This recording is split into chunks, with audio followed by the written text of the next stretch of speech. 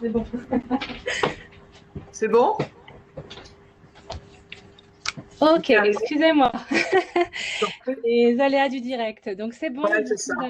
nous avons enregistré. Donc voilà. Bon D'accord. ben, désolée Chantal, je vous laisse la parole. Merci Sonia. Donc, bonjour à tout le monde et merci de votre présence sur cette présentation. Donc, l'objet du jour, c'est le lien social et le bien-être des résidents en EHPAD et en période de pandémie. Donc, rapidement, je me présente. Moi, je suis Chantal Coron. Je suis formatrice, consultante dans le secteur de la gérontologie et j'interviens également sur le handicap sur certains champs. J'ai un parcours professionnel de plus de 25 ans sur le terrain et je suis dans la formation depuis presque bientôt 14 ans. Voilà, donc mon parcours, je suis issue du soin, je suis issue de l'animation, je suis issue des approches thérapeutiques. J'ai fait également des formations sur toutes les approches non médicamenteuses. Je suis issue également de la coordination sociale, du lien social au sein des EHPAD, de la conduite de projet. Et j'ai également, durant mon parcours, travaillé comme agent de développement territorial, c'est-à-dire que j'étais chargée de mettre en lien tous les acteurs qui gravitent autour de la personne âgée. Voilà, donc aujourd'hui, j'ai toujours eu une très grande sensibilité pour les personnes âgées, très âgées, en perte et grande perte d'autonomie et atteinte de troubles cognitifs. Je me suis toujours beaucoup interrogée auprès de ces personnes pour leur permettre également, elles aussi, d'être en lien, mais d'être en lien déjà avec elles-mêmes, de continuer à maintenir leur lien avec leur histoire, parce que ça, c'est essentiel. Comment on peut perdre son histoire et quand on perd son histoire, qu'est-ce qui fait qu'on perd le lien également avec tout ce qui nous raccrochait à ce qu'on avait déjà vécu. Voilà, donc je vais vous proposer de voir ensemble ce sur quoi j'ai réfléchi. Euh, alors, le lien social, ça ne descend pas. Euh, j'ai repris les effets du vieillissement parce que je pense que c'est important de réactiver un petit peu nos connaissances. Les effets liés au vieillissement normal ou pathologique, ça a un impact sur sur les cinq sens, l'audition, la vue, le toucher, le goût, l'odorat. Ça a un impact sur les effets cognitifs, ça a un impact physiologique, ça a un impact sur les articulations, la musculation, ce qu'on appelle le plaisir, le pouvoir de bouger encore. Et ça a un impact sur le système relationnel, ça a un impact sur le plaisir, quel plaisir on peut encore avoir au quotidien, quels sont les axes qui vont nous permettre d'être encore dans le plaisir. Et forcément, ça a un impact sur l'autonomie, la perte et la grande perte d'autonomie qui vont arriver à la personne à se mettre dans un isolement. Ces personnes-là, elles souffrent de fragilité. Cette fragilité fait qu'elles deviennent vulnérables. Je me suis rattachée à un nuage de mots que j'ai travaillé avec des infirmières. Les mots qui reviennent le plus souvent, c'est la dépendance. Ce qui interpelle le plus les soignants, c'est la perte d'autonomie et la fatigue, la solitude. Les notions de maladie, la grande fragilité, l'isolement, l'incontinence, mais aussi une grande faiblesse physique et psychique, un ralentissement des fonctions, un sentiment de mort, un sentiment mortifère et une diminution des capacités. D'autres éléments qui reviennent souvent, c'est la notion de sagesse, c'est la notion du vécu, la notion de l'expérience sur laquelle il faut être extrêmement attentif. Ces personnes âgées-là, elles ont eu une vie, elles ont eu une expérience, elles ont eu du vécu. Et la notion de transmission et puis, bien évidemment, la place des familles, le rôle des familles dans les institutions, comment les familles peuvent se maintenir en lien, que devient le lien familial quand la perte d'autonomie et la grande perte d'autonomie s'installent, et qui plus est, quand on a vécu des périodes de pandémie, quand on a vécu la crise sanitaire qu'on est en train de traverser et qu'on a traversé d'une façon beaucoup plus récurrente en début de crise, on va voir que malgré tout, la personne âgée a besoin d'être maintenue en lien.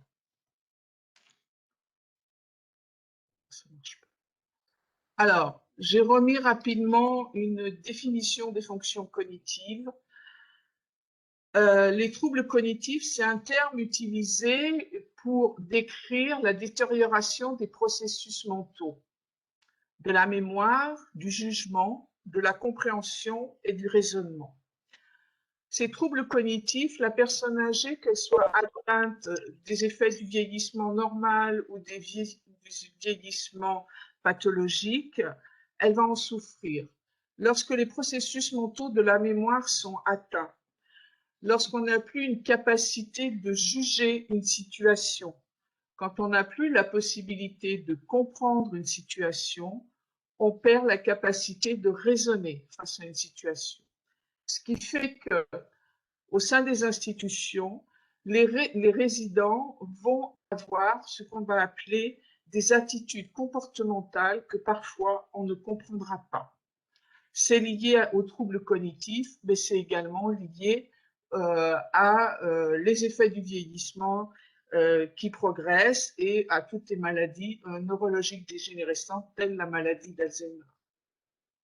Il y a des déficits intellectuels et psychomoteurs, ce qu'on appelle le vieillissement pathologique.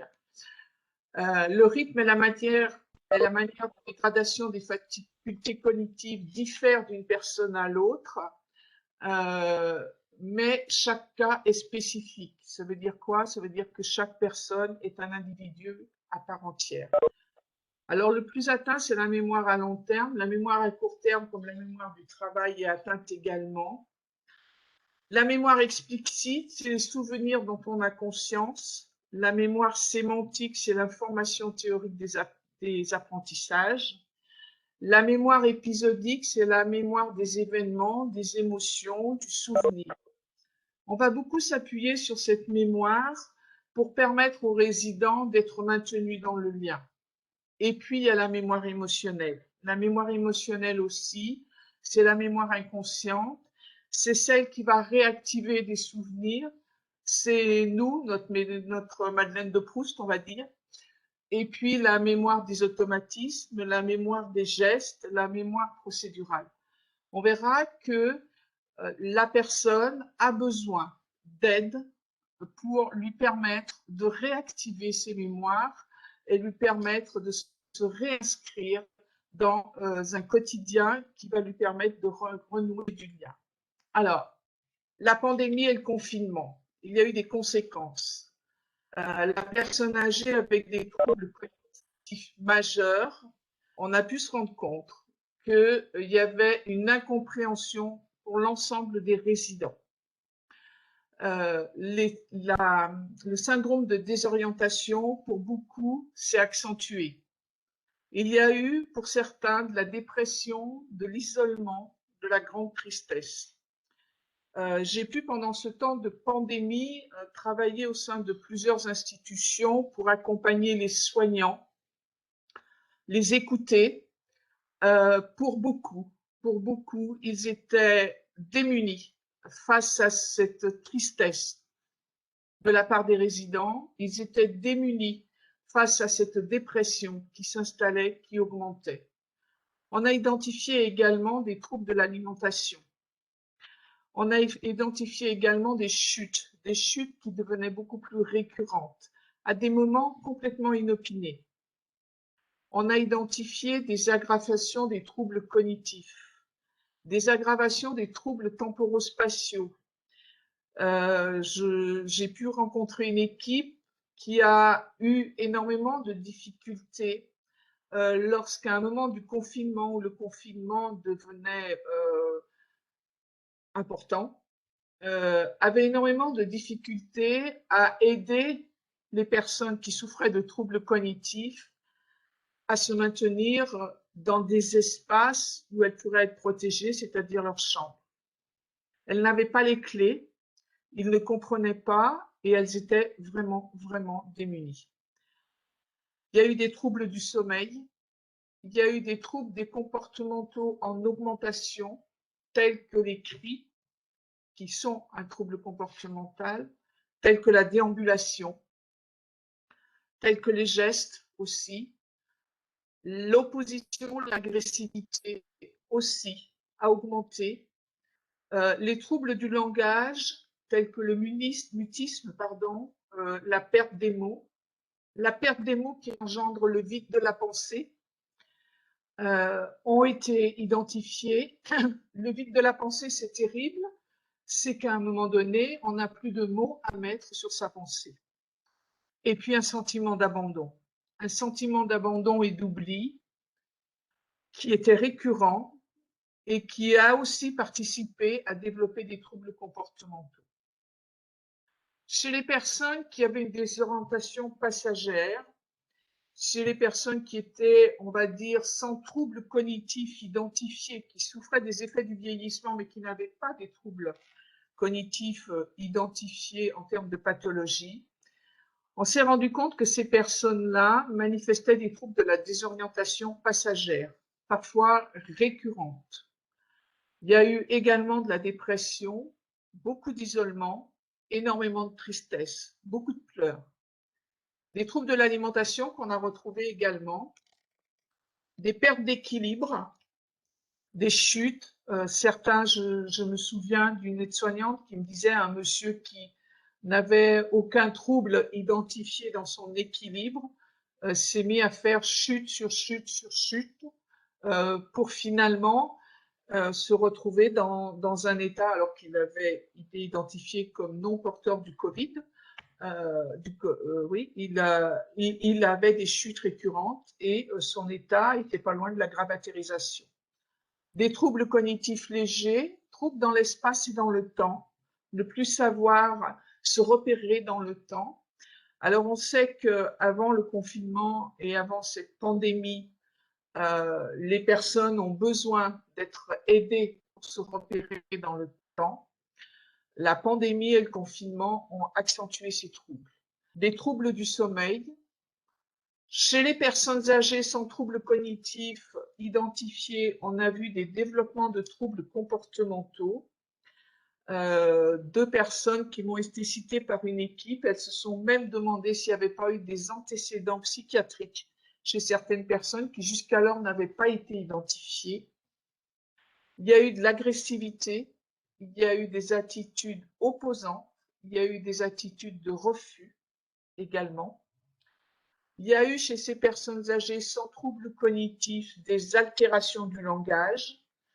On va retrouver les mêmes indicateurs que les personnes qui souffraient de troubles cognitifs. Ils ne trouvaient plus leurs mots. Ils avaient un sentiment de vide de la pensée. C'est ces résidents qui disent « je ne sais plus, je ne me rappelle plus, je ne comprends pas ce qui se passe », une incompréhension totale, malgré parfois des explications de la part des soignants avec des mots extrêmement bienveillants et extrêmement justes. Les résidents pouvaient leur dire « je ne comprends pas ». Il y a eu un sentiment d'abandon et d'oubli également. Et puis, il y a eu pour tous une altération, une perte de la mémoire constructive. La mémoire constructive, c'est celle qui maintient l'identité et les liens liés à son histoire. Les personnes avaient cette phrase. Moi, j'ai demandé à une équipe de soignants de me faire, pendant un jour ou deux, je crois que c'était 2 jours, je leur ai demandé, notez ce que les résidents vous disent. Comme ça, inopinément, vous notez. Et on a pu, ensemble, faire le point de ce que les résidents disaient. C'était impressionnant. C'était, je sais plus, je sais pas, qu'est-ce qu'on va devenir, je sais même plus où je suis abandonnée, quand est-ce que je vais les revoir? Alors parfois, ils nommaient même pas le mot famille. Quand est-ce que je vais les revoir? Il y a eu des personnes qui m'ont dit, sur des personnes qui n'avaient pas de troubles cognitifs, qu'il y avait également, pour certains, une non-reconnaissance des soignants. Vous êtes qui, vous? Mais je ne vous connais pas. Alors qu'avant cette période de confinement, il y avait une reconnaissance des personnes. Il y a eu également une perte de confiance et une perte d'estime de soi qui a été identifiée durant ce temps de pandémie, sachant que la perte de confiance et l'estime de soi, c'est aussi un trouble qui est lié aux effets du vieillissement et aux maladies cognitives. Alors, réactiver et maintenir le lien social, c'est essentiel. C'est des mots-clés pour favoriser la participation des personnes. On ne peut aider une personne et on ne peut lui aider à se maintenir dans le lien que si on crée avec elle un climat de confiance. La confiance, elle doit s'installer entre la personne aidée et le soignant. Les troubles cognitifs vont empêcher la personne de réaliser ce qui se passe. Elle ne va plus comprendre. Le soignant va devoir faire preuve d'énormément de bienveillance. Parfois, on va le voir, c'est ne pas mettre des mots, c'est parfois juste être là.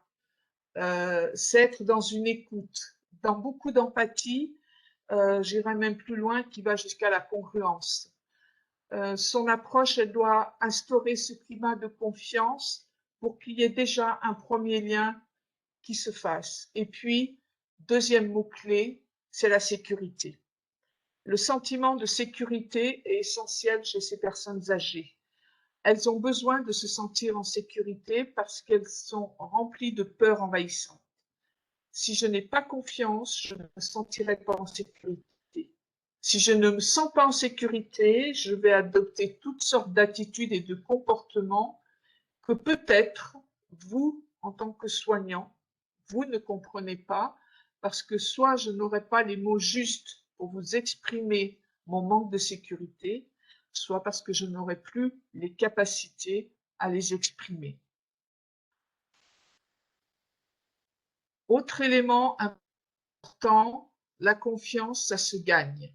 Ça se gagne par l'observation sur les propos de la personne, sur ce que la personne va nous dire, mais aussi sur sa gestuelle, sur son regard, sur j'ai fait une faute de phrase, sur son état, de stress et d'émotivité. Il faut aussi avoir une écoute active pour instaurer un climat de confiance. Il faut avoir beaucoup de tact et beaucoup de persévérance qui vont accompagner toute stimulation et je rajouterais qui vont aider à la motivation. On doit être vigilant aussi à la surveillance de tout effet secondaire dans la prise de médicaments, c'est-à-dire qu'on doit aussi être informé de l'approche médicamenteuse qui est mise en place pour cette personne et pouvoir agir et interagir en fonction de ces connaissances-là.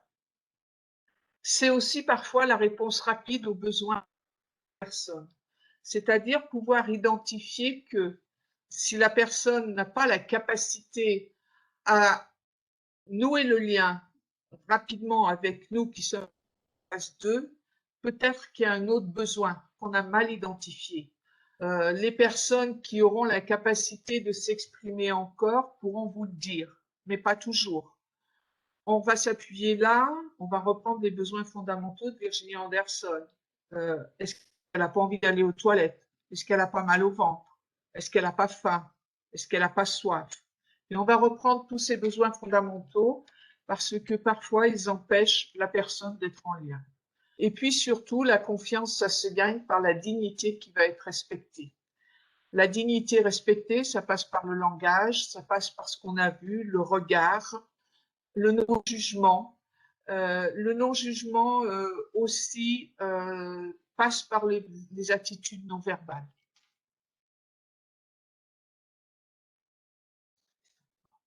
Alors, moi, je ne parle pas forcément d'animation dans cette notion de maintenir le lien. Je parle plus de ce que j'appelle d'accompagnement animé. Accompagnement animé, pourquoi? Parce que l'accompagnement au quotidien, c'est bien le cœur de métier des soignants. L'accompagnement, c'est pouvoir répondre aux besoins fondamentaux, c'est le gîte, le nursing et le couvert. Mais ça va au-delà, c'est savoir accompagner une personne dans son quotidien. C'est savoir animer ces temps où l'on va s'installer près de la personne, où on va pouvoir échanger avec elle et avoir la possibilité d'animer cette rencontre. C'est donc pour ce fait que je développe plus la notion d'accompagnement animé pour les soignants plutôt que d'animation. Mais par contre, ça se base sur des objectifs. On va toujours se dire, qu'est-ce qui fait que lorsque je vais me mettre en situation d'accompagnement animé, que j'aurai des outils pour permettre cet accompagnement, je vais atteindre certains objectifs. Ça va être, par exemple, d'améliorer les fonctions sensorielles. Ça va être l'autonomie des actes de la vie quotidienne. Ça va être les fonctions cognitives, en particulier l'orientation dans l'espace, dans le temps, les mémoires. Qu'est-ce que je vais pouvoir mettre en place en dehors justement du gîte, du nursing et du couvert pour favoriser l'orientation dans l'espace et le temps et pour réactiver les mémoires. C'est aussi l'utilisation active du temps. C'est accepter qu'on puisse s'asseoir auprès d'une personne et utiliser un temps, même parfois très court, mais qui aura une valeur ajoutée à notre rencontre. Ça va impliquer aussi la relation, la qualité des relations familiales et sociales. Ça va être aussi l'image et la perception que les personnes ont d'elles-mêmes. On va leur aider à regagner en confiance et en estime de soi. Et puis surtout, ce qui est essentiel, c'est leur aider à revaloriser les capacités restantes, c'est-à-dire tout ce qu'on pense qui n'est plus utilisable, mais par cet accompagnement animé, on va pouvoir se rendre compte que certaines capacités sont encore là. Et là, pour la personne, c'est une valorisation. Je pense par exemple au langage, je pense par exemple au geste, je pense au regard. Le regard est une capacité restante. Donc, en se positionnant, en accompagnant, en animant ces rencontres, on va pouvoir identifier une valorisation de ces capacités restantes. Les objectifs des rencontres, c'est aussi ralentir la pente du déclin en sollicitant les capacités cognitives et psychosociales, ce qu'on appelle les capacités restantes ignorées, souvent peu utilisées mais préservées. C'est aussi conserver plus longtemps une indépendance et une autonomie, que ce soit au niveau du langage, au niveau de l'expression et au niveau de ses désirs. La personne âgée qui va être atteinte de troubles cognitifs ou également des effets du vieillissement, ce n'est pas une personne qui n'a plus de désir. C'est une personne qui est en manque d'expression de ses désirs. Donc, ça veut dire que c'est peut-être à nous d'aller chercher ce dont ils ont besoin. Et on pourra identifier des désirs, des besoins, en participant à ces rencontres animées, en leur permettant de réactiver des capacités qu'on croyait perdues, et on peut être parfois très surpris. C'est également conserver une activité relationnelle et sociale. C'est redonner confiance et estime, c'est améliorer la communication, là encore, capacité qu'on croyait perdue. La socialisation, capacité qu'on croyait perdue, on entend parfois, de toute façon, cette dame, elle parle à personne, elle veut parler à personne. Et puis on se rendra compte que peut-être on peut avoir un autre regard. Et puis un autre objectif de ces rencontres, qui pour moi est essentiel, c'est la notion du plaisir. Plaisir pour le résident, évidemment, mais plaisir pour le soignant. Le soignant doit pouvoir avoir du plaisir à rencontrer ces personnes, mais à manifester son plaisir et à exprimer son plaisir. Je vous donne un exemple. Lorsqu'une rencontre animée se termine, c'est essentiel de pouvoir dire à la personne merci. Vous savez, on ne dit pas suffisamment merci. Eux, ils nous disent merci tout au long de la journée parfois. C'est assez intéressant de réfléchir à quel moment nous leur disons merci. Le merci, c'est un moment de plaisir. C'est pouvoir dire à la personne, Madame, je vous remercie parce que là, j'ai passé un très bon moment avec vous. Ça va avoir un impact sur la confiance en soi et sur l'estime de soi. Et là, on est bien dans le plaisir partagé. C'est aussi laisser passer des émotions. La mémoire émotionnelle, le champ émotionnel est atteint. Le champ émotionnel a été lourdement atteint pendant la période de pandémie. C'est conserver des traces de la mémoire constructive, c'est le maintien de l'identité. C'est aussi ce maintien de l'identité, c'est leur aider à se réinscrire dans son histoire. Se réinscrire dans son histoire, c'est aller dans la réminiscence, c'est aller dans les souvenirs. L'instant souvenir, c'est l'instant dans lequel je vais renouer du lien avec mon histoire, mais également avec les personnes qui étaient là au moment de cet événement. Je vous donne un exemple. Madame X aime à raconter sa recette de sa tarte aux pommes. J'aime bien la recette de la tarte aux pommes. Et du coup, elle va vous exprimer comment elle faisait sa tarte aux pommes, mais aussi pour qui elle la faisait, pourquoi elle la faisait, à quel moment elle la faisait et quel plaisir elle avait lorsqu'elle servait sa tarte aux pommes. Et du coup, elle va renouer des liens avec son histoire, elle va renouer des liens avec son passé et elle va renouer des liens avec les personnes qui l'ont accompagnée tout au long des événements de son passé. D'où l'intérêt de travailler sur cette notion de mémoire constructive. Autre objectif qui me semble essentiel, c'est leur aider à rapporter ce dehors auquel ils n'ont plus accès. Et la pandémie, la crise sanitaire, alors déjà, avant ça, l'accès au dehors est difficile. La crise sanitaire a rajouté encore de la difficulté à ce dehors auquel on n'a plus accès. Mais ce dehors auquel on n'a plus accès, moi j'aime à dire, c'est pas mettre 10 personnes dans un bus et aller faire le tour de la ville. C'est pas ça le dehors auquel ils n'ont plus accès. Le dehors auquel ils n'ont plus accès, eh bien, c'est les premières fleurs du printemps qui viennent fleurir au pied d'un mur.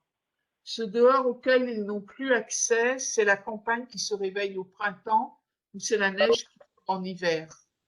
Ce dehors auquel ils n'ont plus accès, c'est tout ce que nous voyons, nous, qui parfois ne nous émerveille même plus parce que c'est dans notre quotidien.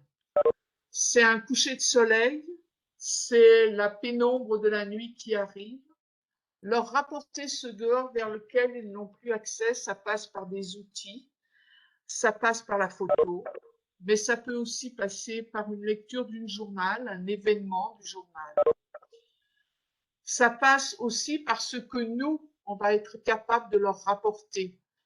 Moi, j'aime beaucoup qu'on travaille sur la photo dans les institutions par rapport à ce dehors auquel on n'a plus accès, parce que j'ai pu la mettre en place et aider des soignants à le mettre en place, et les soignants sont étonnés du retour émotionnel et verbal qu'ils peuvent avoir de la part des résidents. Mais c'est simplement leur dire, ce matin, je suis venue travailler et il y avait 3 chevaux qui couraient dans un champ, c'était magnifique. Demain matin, si vous voulez, s'ils ont encore, je vous les amène, je les prendrai en photo pour vous. C'est ça, ce dehors auquel ils n'ont plus accès. Mais c'est la rue, c'est la société, c'est ce qui fait qu'on est encore des citoyens. C'est aussi relater des épisodes importants de la vie, la notion de réminiscence. La réminiscence, c'est l'évocation du passé qui va ressurgir. C'est la mémoire autobiographique qui sera réactivée. Et c'est les expériences, comme je vous l'ai dit, la tarte aux pommes, qui seront valorisées. Alors, je crois que on va s'appuyer pour ça sur la relation d'aide. Peut-être que parmi vous, certains connaissent cette relation d'aide. Moi, j'y suis très, très attachée. La relation d'aide, c'est des valeurs, c'est aider, c'est partager, c'est conseiller. La question qu'on va se poser, c'est comment aidons-nous? Qu'est-ce qui va faire qu'on va pouvoir aider une personne et qu'est-ce qu'on va atteindre? Quelle mission on va se donner? Si je prends la première photo à gauche, c'est continuer à aider, c'est prendre la main, c'est continuer à grandir ensemble, c'est continuer à avancer ensemble. Dans la relation d'aide aussi, c'est de la bienveillance, c'est de l'attention. On voit cette personne soignante qui aide ce monsieur à se lever. Elle n'intervient pas au niveau physique. Comment je peux vous aider? Ben, je vais mettre mon pied par terre et puis je vais essayer de faire comme ça. La relation d'aide, c'est du 50-50. Ça se partage. Et puis, si je prends la dernière photo d'en bas, c'est aussi des avis, des points de vue. On peut ne pas être d'accord, mais on va échanger. On va continuer à partager. Alors, la question est que faire? Est-ce que nous pouvons être aidants pour l'autre sans son accord? Est-ce qu'on doit arrêter de l'aider? La démarche d'aide, on dira qu'elle est fondamentale pour améliorer la relation. On peut proposer l'aide, on peut proposer des améliorations, mais si la personne n'a pas envie, si elle n'a pas compris, si elle ne nous a pas reconnus, si elle n'est pas prête à nous accueillir, si elle n'est pas prête à écouter les conseils, tout ce que l'on mettra en mouvement et tout ce que l'on dira ne servira à rien.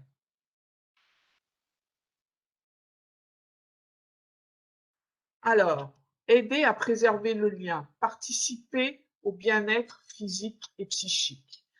Ça va passer par des outils relationnels. On a vu la notion de perte de mots, la notion de vide de la pensée. Lorsque la pensée n'est plus nourrie par des mots, lorsque la pensée se vide, il est normal que les troubles s'accentuent. Alors, on va mettre en place des rencontres, je dirais, simples, mais pas simplistes. Il y a des outils qui sont très intéressants à utiliser, qui vont avoir plusieurs objectifs. Un outil que je trouve important à utiliser, c'est la lecture du menu.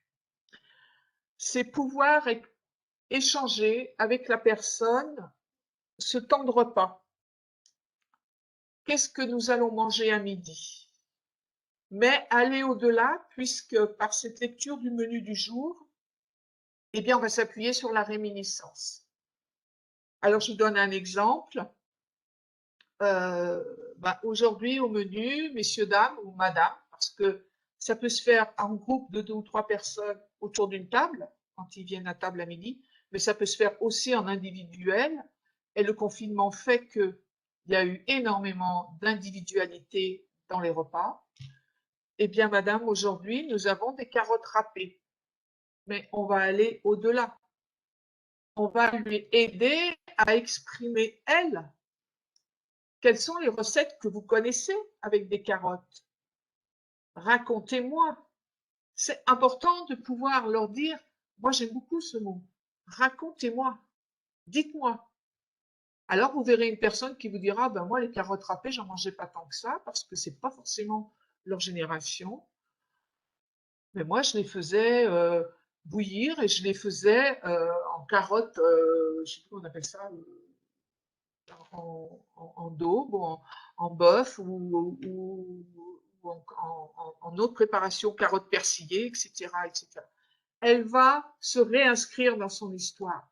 Mais on va rebondir, en termes de communication, on va rebondir sur des mots clés, c'est-à-dire, ah bon, eh bien, racontez-moi votre recette de carottes. Dites-moi comment vous faisiez. Ben, moi, j'en mettais dans le potage. Ah, racontez-moi votre potage. Voilà. Et on va aider la personne à se réinscrire. Et autour d'un menu, autour d'un potage, ils peuvent aller dans le plaisir qu'ils avaient à cuisiner, mais ils vont aller ailleurs. Ils peuvent aller dans le jardin, ils peuvent aller au marché, ils peuvent vous raconter également comment ils ont appris à leurs enfants à cuisiner, comment eux-mêmes ont appris à cuisiner. Alors autour du menu, le menu est un outil, à mon avis, essentiel pour leur permettre à se réinscrire dans leur histoire, pour leur permettre à réactiver la mémoire, mais également, ça a un autre objectif, ça va leur aider à se réinscrire dans le temps. Si on parle menu, si on parle repas, ça veut dire que c'est l'heure de manger. Donc c'est un outil intéressant qui ne prend pas beaucoup de temps, mais qui permet vraiment de regagner du lien. Là encore, je vais reprendre la notion du plaisir.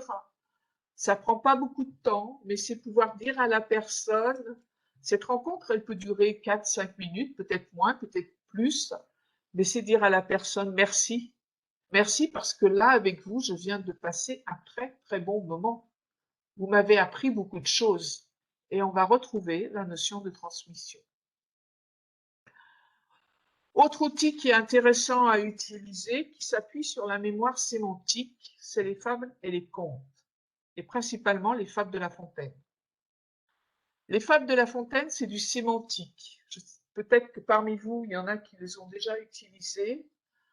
Vous démarrez un début de fable et la personne va rebondir, va parfois même, et moi j'ai vu des personnes avec des troubles cognitifs avancés, raconter les fables de La Fontaine. Alors on va réactiver le langage, on va réactiver la pensée, on va réactiver aussi la mémoire de leur histoire biographique. Quand est-ce que j'ai appris les fables de La Fontaine? À qui je les racontais? La notion du conte est intéressante aussi à utiliser parce que les fables et le conte, c'est l'imaginaire. C'est l'imaginaire qui est réactivé, c'est le rêve, c'est le voyage. Je vous donne un exemple où, dans mes pratiques professionnelles, je suis également lecteur à voix haute et conteuse, où une dame participait à une rencontre autour du conte. On avait l'impression qu'elle dormait. Dans tous les cas, c'est l'impression qu'avaient les autres résidents qui la regardaient, puisqu'à un moment, il y a une dame qui m'a dit, mais elle n'écoute pas, elle dort. Donc on a un petit peu calmé. Et à la fin du conte, la dame a levé la tête, elle a regardé les autres, elle a bâillé et elle leur a dit, qu'est-ce que j'ai bien voyagé, alors qu'on avait le sentiment qu'elle dormait. Donc le conte, c'est ça aussi, c'est le voyage, c'est l'imaginaire. D'autres formes de lecture peuvent être intéressantes. Moi, j'aime beaucoup lire des nouvelles. Les nouvelles, ce sont des textes courts. Il y a un auteur de nouvelles que je trouve assez intéressant et que j'aime beaucoup. C'est Philippe Delerme, le père du chanteur de Vincent Delerme, qui est prof de lettres et écrivain.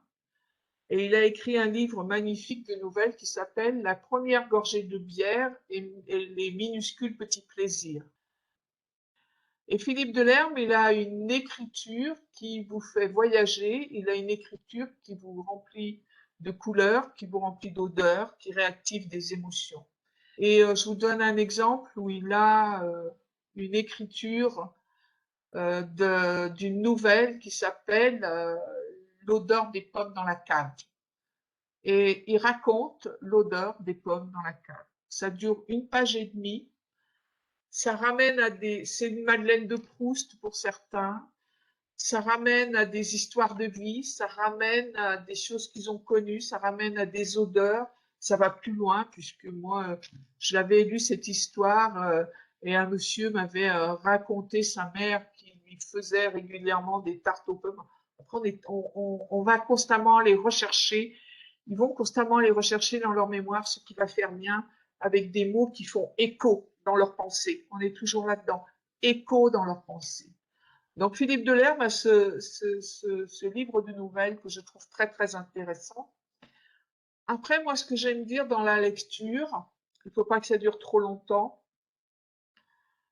ça maintient le lien, vous nouez du lien avec eux, vous avez un outil relationnel, et de fait, si vous croisez un récit qui vous parle ou qui ramène chez vous des émotions, ou que vous trouvez joli. Ça peut être une poésie, mais ça peut être un extrait d'un texte, ça peut être quelque chose qui vous remplit d'émotions, qui vous fait énormément de plaisir et vous pouvez vous dire qu'est-ce que je le partagerais bien. Alors n'hésitez pas à aller rencontrer ces personnes-là et leur dire écoutez, j'ai trouvé une belle lecture, j'ai envie de la partager avec vous. Et là, ce qu'il est important d'observer, c'est les attitudes non verbales, c'est les regards, c'est les sourires, c'est les gestes, c'est la personne qui va vous prendre la main, qui va vous tenir la main. Vous allez aussi vous utiliser les attitudes non verbales, mais vous allez renouer du lien. Dans la lecture, vous avez aussi le journal. Le journal, c'est un outil qui permet de réactiver le temporospatial. On n'est pas là pour lire le journal. Le journal, il faut le prendre comme un outil relationnel. Le journal, c'est ce qui va nous permettre de resituer dans le temps. Aujourd'hui, nous sommes le 11 mars. Dans le journal, vous avez le saint du jour, vous avez la météo, vous avez des grands événements qui sont à la fois sociétaux, politiques, etc., etc. Le journal est un outil relationnel qui va à la fois leur aider à se réinscrire dans le temps, mais qui va aussi leur aider à réactiver la pensée, à donner des avis, à avoir des points de vue. Et ça, c'est essentiel pour eux. Vous avez d'autres formes de rencontres, la musique et le chant. On voit ce monsieur là à droite qui chante auprès de cette femme qui semble très âgée. La musique, c'est ce qui va réactiver les émotions. Une fois de plus, c'est ce qui va donner du sens. C'est réminiscent. La chanson aussi. Je suis plus attachée, moi, à parler d'écoute chant et d'écoute musicale.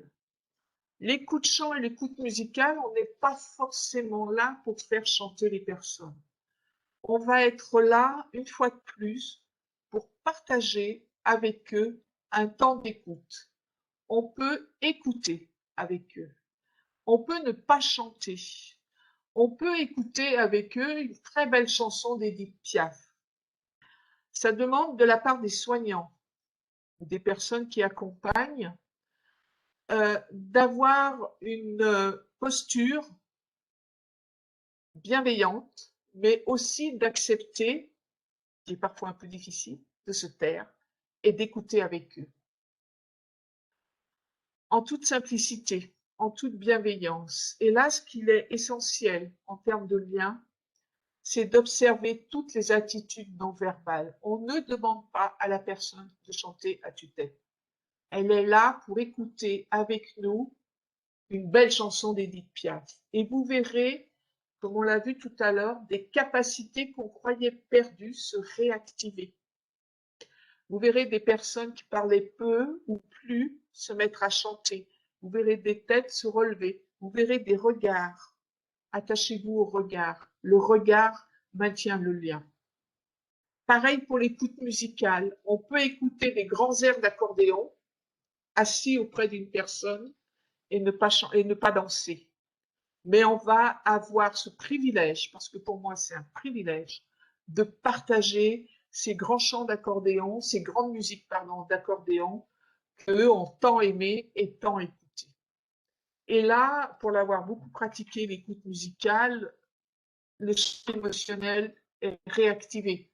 On verra des personnes sourire, mais on verra parfois des personnes avoir des larmes, on les verra pleurer, on les verra penser. Il faut être là pour les accompagner dans ces instants qui relèvent de l'émotion. Donc la musique, le chant sont des outils relationnels et sont des outils qui vont renouer du lien. S'il y a plusieurs résidents, ils vont renouer le lien entre les résidents, mais ils vont également renouer le lien entre leur histoire, entre leur passé et entre vous qui êtes là. Vous n'êtes plus le soignant qui vient uniquement pour le gîte, le nursing et le couvert. Vous allez avoir un autre regard sur vos pratiques et le résident aura aussi un autre regard. D'autres rencontres qui sont intéressantes à mettre en place, peut-être, alors je vous ai mis quelques jeux, le jeu du petit bac est très intéressant pour réactiver la pensée, les mots, la réflexion. Le petit bac, c'est pas un grand tableau collé au mur avec des personnes. Non, c'est on s'assoit auprès de la personne, on prend un crayon, un papier et on va noter. On va noter des mots, tous les mots qui vont commencer par la lettre A. On va les noter avec eux et on va leur permettre de lire ce qu'on a noté, ce qu'on appellera, je me rapproche là pour ceux qui connaissent de Naomi Feld, on va valider leurs paroles. On va valider par l'écriture le mot qu'ils viennent de dire. Et là, je peux vous dire que c'est assez intéressant parce que parfois, moi, j'ai vu des personnes prendre le papier, le lire et dire « Ah oui, c'est bien ce mot-là que je vous ai dit ». Donc, on va voir aussi que par des jeux qui semblent simples, mais pas simplistes, bien adaptés, bien utilisés, ils ne deviennent pas du tout infantilisants, bien au contraire, parce que les objectifs qu'on se sera donnés, ce sera de réactiver la pensée et surtout leur permettre de valider leurs paroles. Et ça, c'est essentiel. Autre mot qu'il est possible de mettre en place, alors là, je vous ai mis le jeu du Scrabble. Le jeu du Scrabble, il faut parfois aller le revisiter. C'est-à-dire qu'on ne va pas l'utiliser d'une façon aussi pragmatique que la règle du Scrabble. C'est-à-dire qu'on ne va peut-être pas utiliser les chevalets comme on les a là. Je le répète, je n'ai pas trouvé d'autres photos, mais on ne va peut-être pas utiliser le chevalet comme ça. On va peut-être poser 8 ou 9 lettres sur la table et ensemble, avec ces lettres-là, on va composer des mots, même si courts soient-ils. Mais ce qui est essentiel pour le soignant qui va participer à cette rencontre, l'animateur, c'est on va retrouver les codes du petit bac, c'est-à-dire qu'on va noter tous les mots qui vont être trouvés et on va les relire avec eux. Donc, on n'est pas sur une démarche de jeu de Scrabble, de compétition, etc.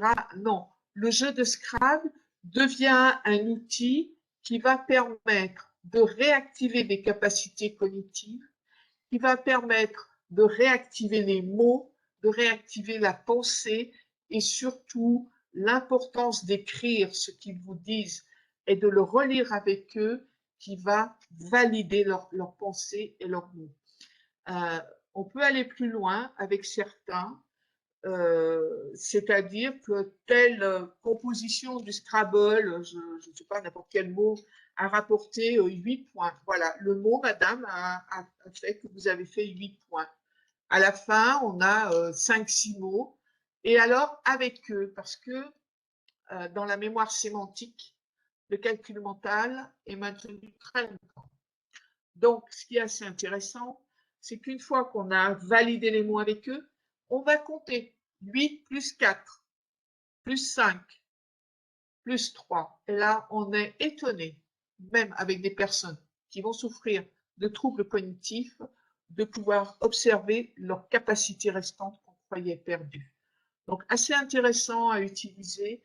On va encore être dans le lien entre eux, dans le lien avec la personne et dans le lien de leur histoire, de leur sémantique, de ce qu'ils ont connu. Ensuite, il y a une autre approche qui est extrêmement intéressante à utiliser, c'est ce qu'on appelle le massage palmaire. Alors, le massage palmaire, moi je l'ai beaucoup fait utiliser dans les EHPAD où j'ai pu aller pendant le confinement. Ce que j'appelle également l'automassage, c'est-à-dire que on va proposer à la personne une petite bille de crème et on va en prendre une. Et chacun, on va commencer à masser ses mains. On va commencer à masser. Alors, si vous pouvez le faire en même temps, si vous avez un peu de crème, même si vous n'en avez pas, on peut essayer de le faire. C'est-à-dire que vous allez prendre votre pouce et vous allez masser l'intérieur de la main, comme ça, le tour de la paume de la main, voilà. Et ensuite, vous allez masser vos doigts. Vous allez étirer vos doigts jusqu'au bout. Ensuite, vous allez masser le deuxième doigt et vous allez étirer vos doigts jusqu'au bout. Troisième doigt et on va le masser jusqu'au bout. Le quatrième et on va le masser jusqu'au bout. Et ça, on va le faire avec eux. C'est-à-dire que on ne va pas, peut-être, pour une fois, nous intervenir sur leur corps. L'automassage palmaire, ensuite, on va rapprocher ses mains comme ça. Voilà. Voilà. On va masser bien ses mains. Alors, ce que je vous ai fait pour une main, on va le faire pour les deux mains. Voilà. On va un peu masser nos poignets. Et puis, il y a toute une méthode qui fait qu'on va pouvoir reprendre confiance, se recentrer sur soi. Le massage des mains, le massage palmaire en automassage, c'est ce qui sert à se recentrer sur soi. Vous verrez des personnes s'apaiser, vous sentirez des respirations qui s'apaisent. Mais il y a une chose qui est assez intéressante à faire, c'est vous leur demander de chauffer leurs mains comme ça, chauffer leurs paumes des mains, et vous leur demandez de les poser sur leurs yeux comme ça. Et avec eux, vous le faites. Et vous restez comme ça quelques secondes, voire une minute. Et là, même si vous le faites avec eux, vous restez dans l'observation. Vous observez ce qui se passe. Et vous verrez des personnes se détendre. Vous verrez des personnes s'apaiser. Vous verrez des personnes où la respiration va se calmer. Et ça, c'est l'observation qui vous le dira. On verra des épaules retomber. On verra des visages se détendre. Le massage palmaire, vous pouvez le faire, vous, à une personne. C'est assez intéressant de le faire avec elle, et si la personne le peut, qu'elle le fasse pour elle. Et ça va lui aider à se recentrer sur elle. Donc, il y a toute une méthode autour du massage palmaire, puisqu'après, on peut aller plus loin, on peut utiliser les méthodes du Tao et d'autres formes d'approche. Ensuite, vous avez d'autres jeux qui sont, par exemple, ce jeu de Kapla, que moi j'aime beaucoup. On va retrouver les codes à peu près du Scrabble, c'est-à-dire qu'on va empiler les petites tuiles du Kapla. Celui-là, il est numéroté, c'est pour ça que je l'aime beaucoup, parce que ça reste un jeu, mais en même temps, eh bien, on va réactiver la dextérité, on va réactiver les capacités à compter. Moi, j'ai fait une tour, ça me fait tant de points, etc., etc. On va réactiver les praxis. On est parfois étonné, moi j'ai souvent étonné de la justesse qu'ils ont pour éviter que les Kaplas ils se cassent la figure. C'est assez étonnant. Ils réactivent aussi l'attention. Leur attention est réactivée, et ça c'est aussi la concentration aussi est réactivée. Dans tous ces outils que je vous ai montrés, on réactive l'attention et la concentration.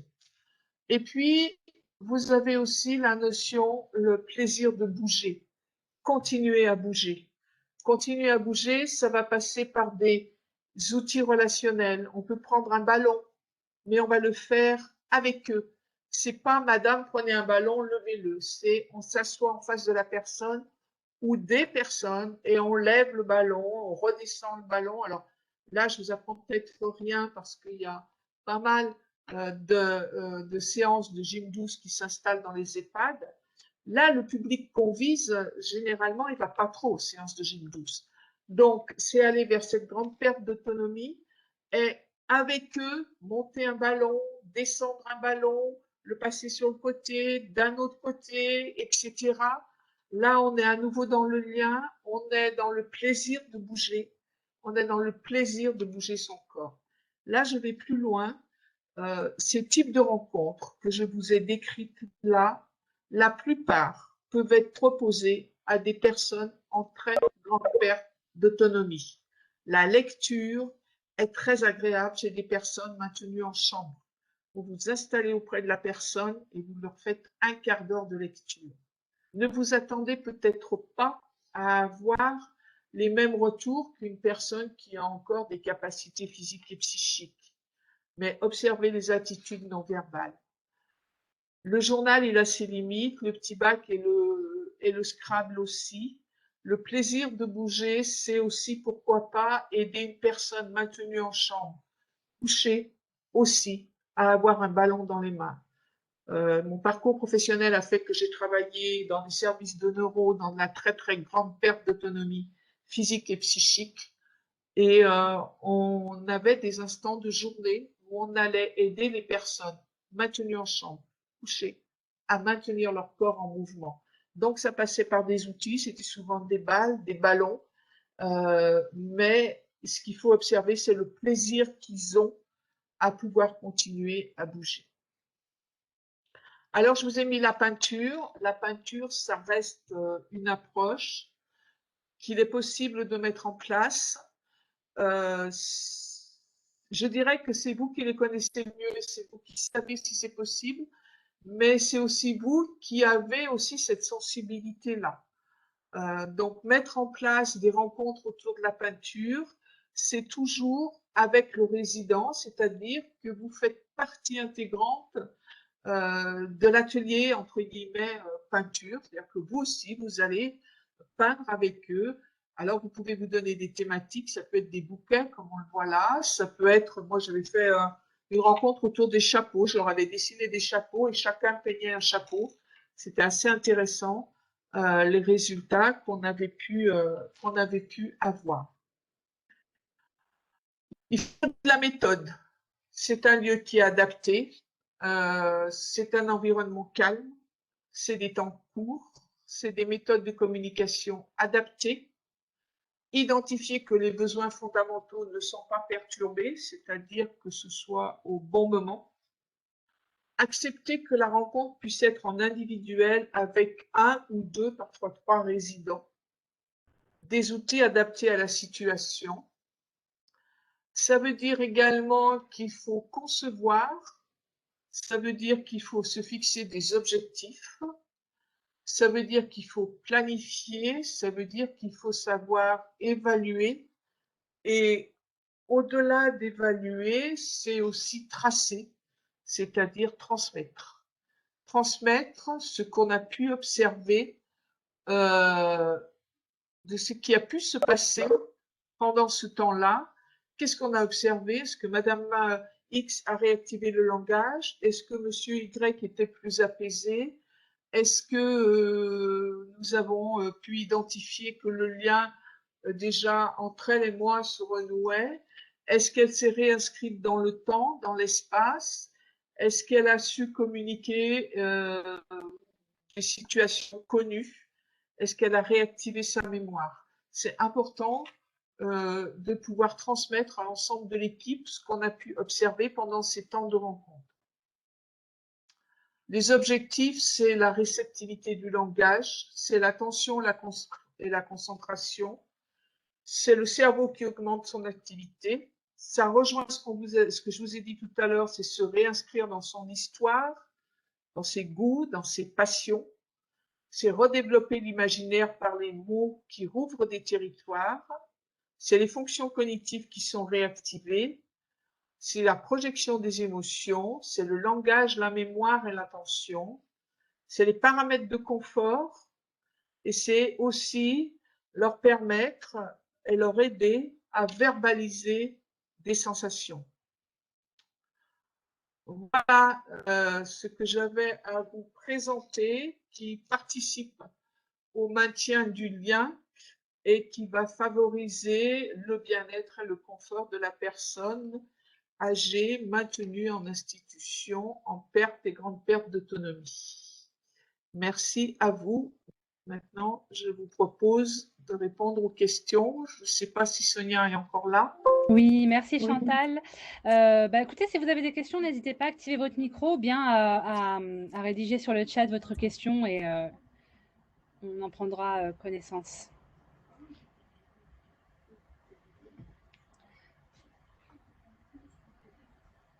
Ou bien, si vous n'avez pas de questions, on peut terminer là, mais voilà, n'hésitez pas. Je pense que je suis dans les temps, hein, Sonia. Oui, oui, oui, parfait. Ouais, bon. Merci.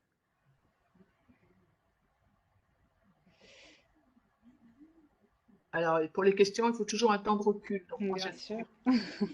Voilà. On va laisser le temps éventuellement de laisser se former les questions. N'hésitez pas. Bon, après, de toute façon, on a prévu de transmettre le replay avec les références bibliographiques. Alors, des références biographiques, je peux déjà vous en donner quelques-unes.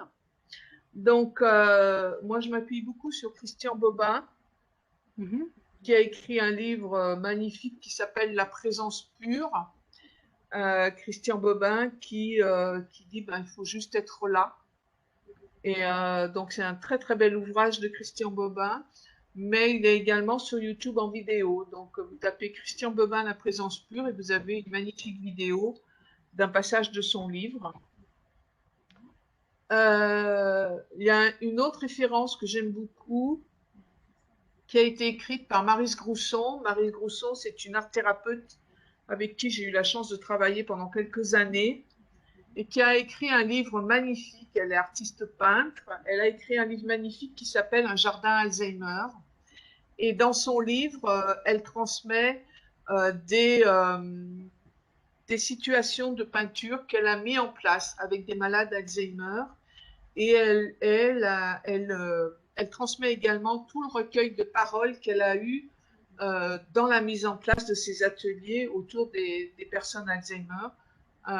J'ai presque envie de dire, c'est pas parce que je la connais, mais pour moi, c'est une vraie référence dans le domaine. Donc, c'est Maryse Grousson, Un jardin Alzheimer. Et puis, il y a un autre livre que j'aime beaucoup. Je ne sais pas si vous écoutez France Inter, il y a un journaliste à France Inter qui s'appelle Frédéric Pommier qui a écrit Suzanne. Donc voilà, lui, il explique l'histoire de sa mère, Suzanne, qui a été atteinte de la maladie d'Alzheimer et comment lui, il a vécu cette situation, comment les difficultés qu'il a rencontrées. Donc c'est un livre assez intéressant à lire. Et puis un autre, d'un autre journaliste qui s'appelle Michel de Montpontet. Michel de Montpontet a appris du jour au lendemain que sa maman souffrait de la maladie d'Alzheimer, alors qu'il ne le soupçonnait pas du tout, puisqu'ils habitaient loin l'un de l'autre, mais ils étaient régulièrement en lien. Et il a écrit un livre magnifique qui s'appelle L'étrange et drôlatique voyage de ma mère en amnésie.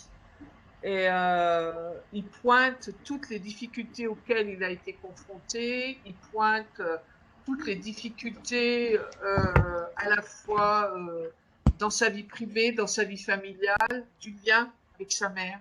Il parle énormément du lien avec sa mère. Il a trouvé seul des clés pour renouer du lien avec sa mère. Et ce sont les clés qu'on va souvent utiliser. C'est les clés de la réminiscence. D'accord, bah merci beaucoup Chantal pour ces belles références que je noterai dans l'envoi. Je vous les enverrai par mail. Ouais. Parce que c'est vrai que le PowerPoint, je l'ai fait. Ouais, très bien. Bon, bah, merci infiniment. Si personne n'a de questions, je vous propose qu'on arrête le webinaire ici. Merci à tous pour votre présence et merci surtout à vous Chantal pour cette belle présentation. Je vous en prie, merci à vous. Et je vous souhaite à tous une excellente après-midi. À bientôt. Merci à tout le monde, à bientôt et bonne continuation à tous. Au revoir. Merci. Au revoir. Merci, merci. Merci. À bientôt, Hélène. À bientôt. Je vais mettre ma vidéo 2 minutes parce que ça vaut le coup. T'es encore là? Oui, oui, je me mets la vidéo en fait. Si tu peux me voir. Voilà.